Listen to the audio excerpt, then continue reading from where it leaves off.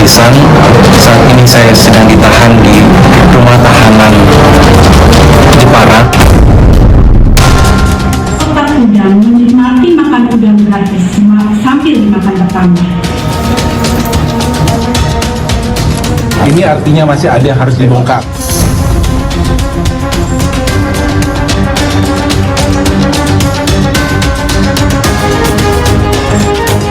Orang yang melakukan perjuangan terhadap partisipasi publik termasuk lingkungan, itu jelas orang yang tidak memiliki niat jahat gitu loh. Jadi kalau kita pakai pasal pidana itu jahat sekali, itu ada titik terjahat dari kriminalisasi.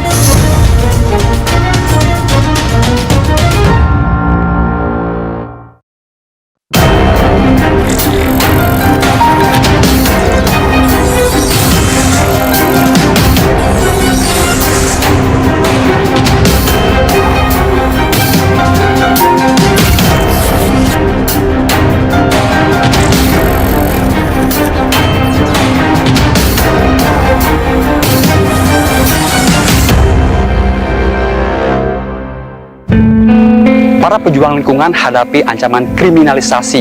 Suara kritis mereka dibungkam, tak sedikit yang melantai di balik jeruji. Seperti apa bentuk kriminalisasinya? Jerat pidana mengintai aktivis lingkungan, berkas Kompas Ulas dalam episode kali ini.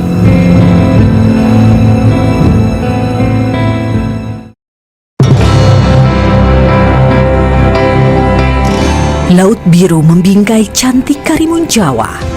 Gugusan pulau eksotik dan memesona di perairan Jepara. Pemandangan bawah lautnya pun sedap memanjakan mata. Tak heran, pesona Karimun Jawa jadi magnet pelancong domestik juga mancanegara. Tapi, menjamurnya tambak-tambak udang faname di area pesisir menghancurkan terumbu karang dan memunculkan problematika lingkungan. Wilayah pesisir jadi kotor dan berlumpur. Ini lokasinya tepatnya di Desa Kemujan, sebelum bandara kalau dari arah Karimun. Mirisnya, suara pro lingkungan di Karimun Jawa dibungkam melalui tangan kekuasaan. Saya Daniel Fritz Morris Tangkilisan. Saya aktivis lingkungan dari Karimun Jawa. Saat ini saya sedang ditahan di rumah tahanan Jepara. Daniel Fritz Maurits Tangkilisan jadi pesakitan sebab ia vokal menolak tambak udang. Kasus yang menjerat Daniel bermula saat ia mengunggah video di Facebooknya 22 November 2022. Video itu menggambarkan pesisir Karimun Jawa terpapar limbah yang diduga asalnya dari tambak udang. Unggahan video itu lantas menuai pro kontra. Dalam kolom komentar, Daniel menulis pernyataan yang berujung pelaporan ke polisi oleh seorang warga. Daniel diganjar pasal Undang-Undang ITE. Dalam sidang vonis di Pengadilan Negeri Jepara 4 April 2024, Ketuk Palu Majelis Hakim memutuskan Daniel bersalah. Ia dihukum 7 bulan bui dan denda 5 juta rupiah. Orang tua Daniel bilang buah hatinya diperlakukan tak adil. Dia dikriminalisasi. Belum apa-apa udah ditahan. Belum apa-apa udah ditahan, enggak. Upaya dari kawan-kawan untuk minta penahanan itu nggak digubris. Kita mengambil asumsi bahwa dia benar dan dia mendapat kriminalisasi itu, mendapat ketidakadilan. Karena kalau dia salah gitu ya, teman-temannya nggak dukung dia banyak. Teman-temannya di Jepara, di Karimun Jawa banyak dukung dia. Ini Pembayun Bayu, seorang nelayan warga desa Karimun Jawa. Lelaki 33 tahun ini menangkap ikan dengan cara menembak. Isu tambak udang rusak lingkungan yang disuarakan Daniel nyatanya bukan berita kaleng. Bayu bilang, tambak udang yang masih beroperasi sejak 2017 mengganggu profesinya. Kalau tahun 2015 itu ikan-ikan kecil masih banyak, Mas. Tapi setelah marak, makin bertambahnya tambak udang itu, lama-lama kan ikan-ikan kecil nggak mau ke pinggir. itu, Bayu biasa menangkap ikan di area laut dangkal sekitar 20 meter dari tepi pantai. Sekarang, kala melaut, Bayu mesti menjauh dari daratan. Biasanya yang paling mudah didapatkan jenis ikan yang mana, Mas? Yang paling cepat ikan ini, Mas. Ini, ikan ini ya? Ini. Tapi sekarang udah jarang, Mas. Bayu menduga aktivitas tambak udang mencemari laut dan mengganggu biota laut. Kalau dulu tambak nggak begitu banyak kan, airnya masih banyak kelihatan, bisa dikatakan jernih ya Mas ya. Kalau sekarang banyak keruhnya Mas daripada jernihnya. Terus untuk terumbu karang yang awalnya putih, atasnya sekarang agak berwarna coklat berlendir gitu Mas. Pernah melaut tak jauh dari tambak udang, Bayu mencium bau busuk di perairan. Ia juga dilanda gatal-gatal di sekujur badannya. Bayu ingin perairan Karimun Jawa kembali pulih seperti sedia kala agar ikan-ikan bisa didapatkan lagi di perairan dangkal. Tim Berkas Kompas menyusuri Laut Dangkal Legonboyo dekat area tambak udang. Kami ingin tahu seperti apa kondisi dalam laut. Ada batang pipa plastik yang diduga terhubung pada lahan tambak. Terumbu karang di sekitarnya jadi rusak. Terumbu karang dilapisi lumut coklat. Ini kontras dengan kondisi terumbu karang di Pulau Cemara kecil yang bersih dan berwarna cerah.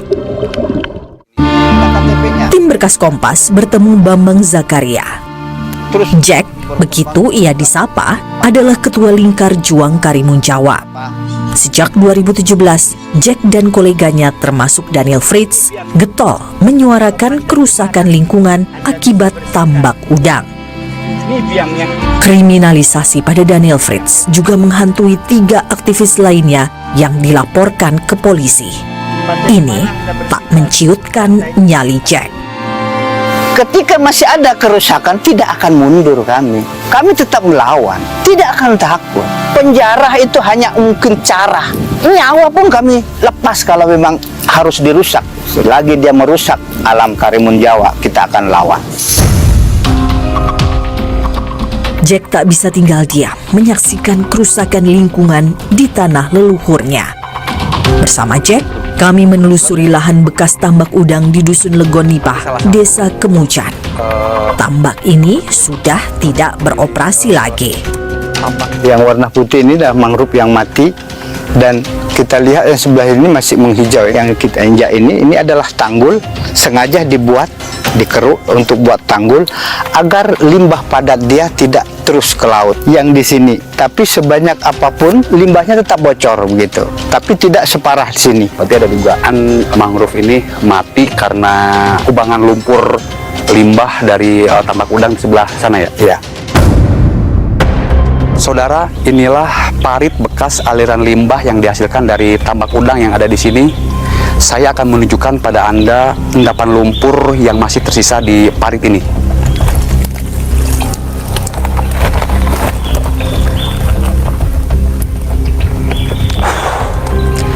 Meskipun tambak udang ini sudah tidak beroperasi, tapi lumpur hitam ini masih mengeluarkan aroma tidak sedap. Kami memantau dari udara jarak antara tambak udang dengan Laut Karimun Jawa. Cuma dipisahkan tanaman mangrove. Ada pula batang pipa membentang dari tambak udang ke arah Laut Karimun Jawa, membelah tanaman mangrove. Karimun Jawa ditetapkan sebagai Taman Nasional tahun 1999, mencakup daratan seluas 1.507 hektar dan perairan seluas 110.000 hektar. Oktober 2020, UNESCO menetapkan Karimun Jawa sebagai cagar biosfer agar aneka ragam hayati tetap lestari. Gaduh isu kerusakan lingkungan di Karimun Jawa bikin pemerintah turun tangan. 20 Maret 2024, penyidik Gakum KLHK wilayah Jabal Nusra menetapkan 4 tersangka perusak lingkungan akibat kegiatan tambak budidaya udang di Taman Nasional Karimun Jawa. Kerusakan lingkungan terjadi di perairan. Salah satu sebabnya karena pemasangan pipa di laut untuk menyedot air ke lahan tambak. Ada yang sampai 1.200 meteran juga itu panjangnya itu. Kan pipa tralon itu kan ringan ya. Nah, itu mereka butuh keberat. Ada juga yang diikat di terumbu karang. Terumbu karang ini kan hewan, jadi karena ada proses seperti itu akhirnya mati. Karena ada yang ketimpa pipa, ada yang sebagai sarana untuk mengikat pipa dan sebagainya. Balai Taman Nasional Karimun Jawa mengklaim budidaya tambak udang ilegal. Ya, aturan konservasi ya di kawasan konservasi tidak ada. Di Pemda Jepara juga mempertegas di Perda Tata Ruangnya bahwa kawasan di Karimun Jawa ini memang tidak untuk budidaya tambak udang begitu. Jadi memang di sana peruntukannya adalah untuk destinasi wisata. Berdasar data BTN Karimun Jawa, per September 2023, terdapat 33 titik tambak udang yang terdiri dari 238 petak tambak dengan luasan 42 hektar. Kini, sebagian tambak-tambak tersebut telah mati.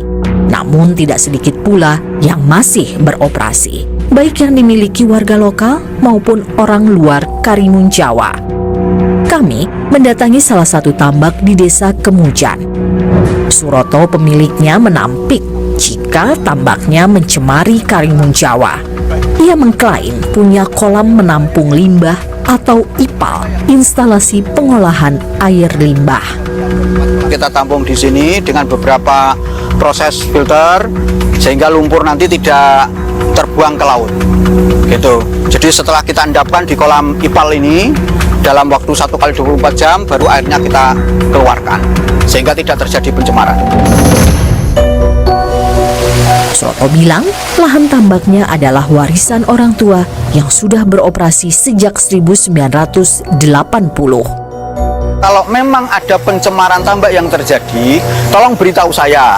Kalau ada pencemaran di tambak saya, silakan pemerintah itu tegur saya, sampaikan harusnya Bapak seperti ini, tidak melakukan seperti ini. Jadi saya tahu salah saya.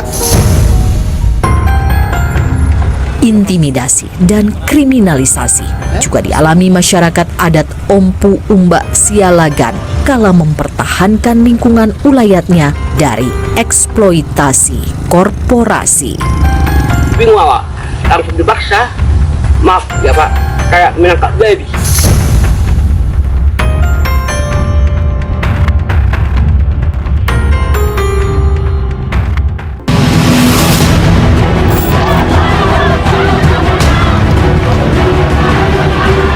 Tutup TPL. Usir TPL. Hidup masyarakat adat. Hidup masyarakat adat.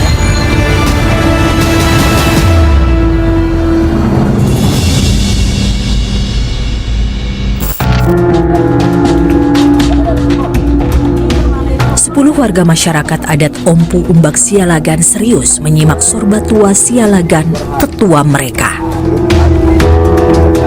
Jangan kami merusak hutan. Kita setuju. Iya. Itu kan nggak ada hutan adat kami. Sorbatua dikenal gigih mempertahankan tanah ulayatnya dari pencaplokan perusahaan pulp PT Toba Pulp Lestari atau PT TPL. Laki parubaya ini baru saja menghirup udara bebas. Akhir Maret lalu, ia dibawa paksa oleh aparat Polda Sumatera Utara. Tiba-tiba saya terkejut, datang beberapa orang. Lupa awak karena sesingkat waktu kan, tangkapnya tangan saya, ditangkap kanan kiri kan, bingung awak, langsung dipaksa. Maaf ya Pak, kayak menangkap babi. Apa masalah saya? Nggak ada keterangan gara-gara gini kamu perlu ditangkap. Nggak tahu, nggak ada seperti itu. Surat pun nggak ada ditinggalkan kan. Itu memang terpaksa saya.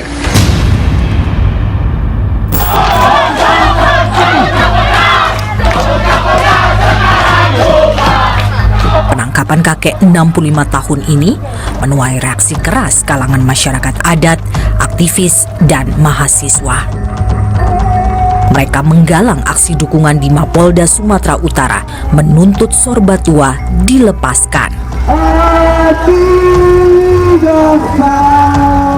17 April 2024, Sorbatua mendapat penangguhan penahanan. Ia mesti menjalani wajib lapor. Jerat hukum kepada Sorbatua berawal dari laporan PT TPL 16 Juni 2023. Sorbatua dituding merusak, menebang pohon, dan membakar lahan konsesi PT TPL. Polisi bilang telah melayangkan surat panggilan 2 kali, tapi Sorbatua mangkir. Polisi pun mengklaim menunjukkan surat perintah penangkapan saat membekuk Sorbatua. Sorbatua mengaku tak memenuhi panggilan polisi sebab ia dibuat bingung atas tuduhan yang dialamatkan padanya.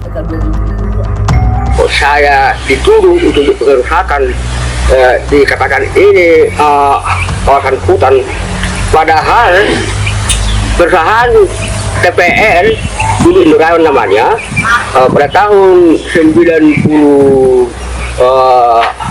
87-an kan, 87 aku datang Indurayon dulu namanya sini, TPL yang merusak hutan adat kami, termasuk apa yang tumbuh di tanah adat kami ditebang oleh TPL tanpa permisi sama kami, tanpa sepengetahuan kami.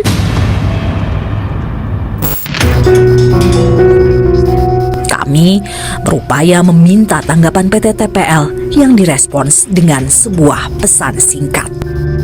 Dalam pesan tersebut, juru bicara PT TPL Salomo Sitohang bilang perbuatan Sorbatua adalah kriminal.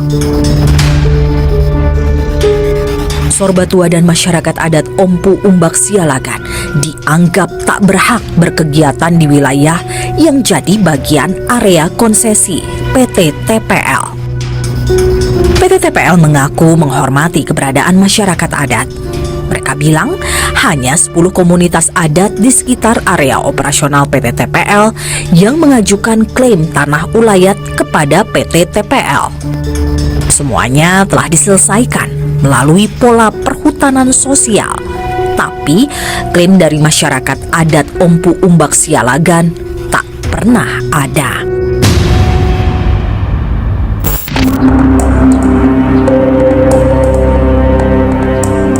Aliansi Masyarakat Adat Nusantara Tanu Batak menilai penangkapan Sorbatua adalah bentuk intimidasi dan pembungkaman suara-suara kritis. Dugaan kita bahwa ini bagian dari menghalangi masyarakat adat Pamunangan hidup di wilayah adatnya, dari pertaniannya, dan membungkam, mengintimidasi supaya takut. Nah, makanya kita dari Aman Tanu Batak mengecam sebenarnya upaya kriminalisasi ini supaya pihak masyarakat adat takut mempertahankan haknya.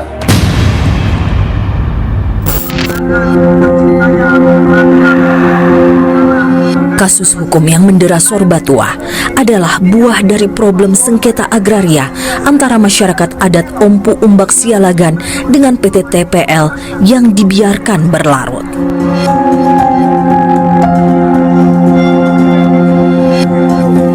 Masyarakat adat Ompu Umbak Sialagan eksis lebih dari 3 abad silam.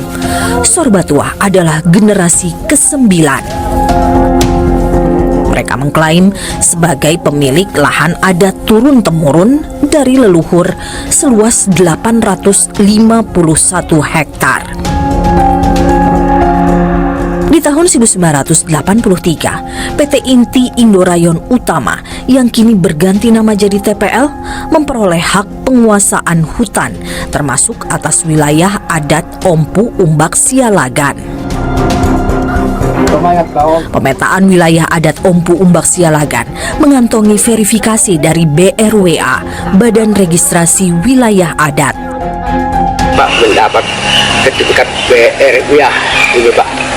Menteri Kehutanan juga memberikan SK kepada kami untuk mempercepat tentang masalah percepatan tanah adat cepat selesai. Dan pertama di sini Pak, untuk di beberapa komunitas di Tanah Batak untuk sekalian diselesaikan, tapi pada saat sekarang ini nggak entah di mana sangkutnya. ICGR, Institute for Criminal Justice Reform, menilai perjuangan Daniel dan Sorbatua jadi bentuk partisipasi publik dalam membela lingkungan. Maka, bui bagi Daniel dan proses hukum Sorbatua jadi bentuk strategic lawsuit against public participation, yang artinya tindakan hukum pada Daniel dan Sorbatua bentuk kriminalisasi.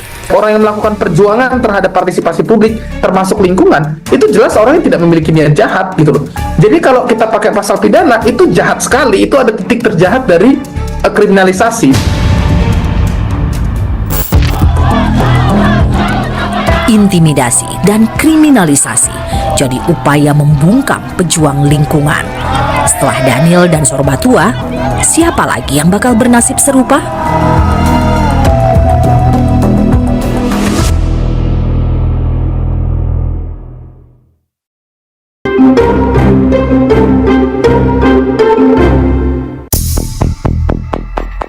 Pasal karet sering jadi alat untuk membungkam aktivis lingkungan. Dari segi undang-undang KUHP dan undang-undang ITE jelas adalah dua undang-undang yang paling sering digunakan. Undang-undang ITE ada tiga primadona ya, tiga pasal primadona tuh, pasal 27 ayat 3 yang sekarang pasal 27A begitu ya, terkait dengan penghinaan. Yang kedua adalah pasal 28 ayat 2 terkait dengan hate speech gitu ya, penyebaran kebencian. Lalu yang ketiga adalah berita bohong. Di balik kasus yang menjerat aktivis lingkungan, diduga terjalin kong kali kong kepentingan pemodal dengan aparat penegak hukum. Dalam kasusnya Fritz, yang melaporkan itu adalah para pengusaha tambak, masyarakat yang dianggap sebagai pengusaha tambak. Putusan pengadilan mengatakan bahwa yang disampaikan Fritz dianggap menyinggung begitu ya, menyinggung masyarakat. Padahal kalau kita baca pasal pidananya, tidak ada perbuatan dalam konteks penyinggungan terhadap kelompok tertentu yang sebagaimana didakwakan dan diputuskan oleh pengadilan. Jadi kalau kita melihat pola-pola itu, maka kita bisa melihat bagaimana aparat dengan pengusaha, kalaupun kita tidak bisa buktikan ada kong kali kong, setidaknya mereka punya satu pandangan yang sama, visi yang sama.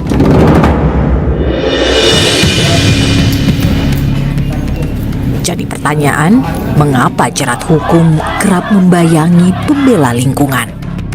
Kurun 2014 sampai 2023, 133 kasus membelit pembela lingkungan kala menjaga alam dari gurita ekspansi bisnis. Kriminalisasi tempati urutan tertinggi. ICGR menilai pemidanaan yang dialamatkan ke mereka malah makin mencoreng muka peradilan kita. Dan anti-SLAPP itu alasan pembenar gitu ya, karena di dalam undang-undang disebutkan, setidaknya undang-undang lingkungan, seseorang tidak boleh dipidana atas partisipasi yang dilakukan terhadap lingkungan, dan semua orang memiliki hak untuk berpartisipasi di lingkungan. Kami berupaya meminta tanggapan Polri soal jerat hukum yang kerap dikenakan kepada para pejuang lingkungan. Tapi hingga episode ini tayang, Mabes Polri tak kunjung memberi respon atas permohonan wawancara. Hukum jadi tempat di mana keadilan dicari. Keadilan terikat untuk menegakkan keputusan serta melindungi pihak yang tak bersalah. Jika negara menutup telinga atau malah terlibat mempreteli hak juang pembela lingkungan, lantas kemana lagi mereka mesti lantang bersuara? Lokasi selah. Ini artinya masih ada yang harus dibongkar. Iya, orang tua yang tidak paham.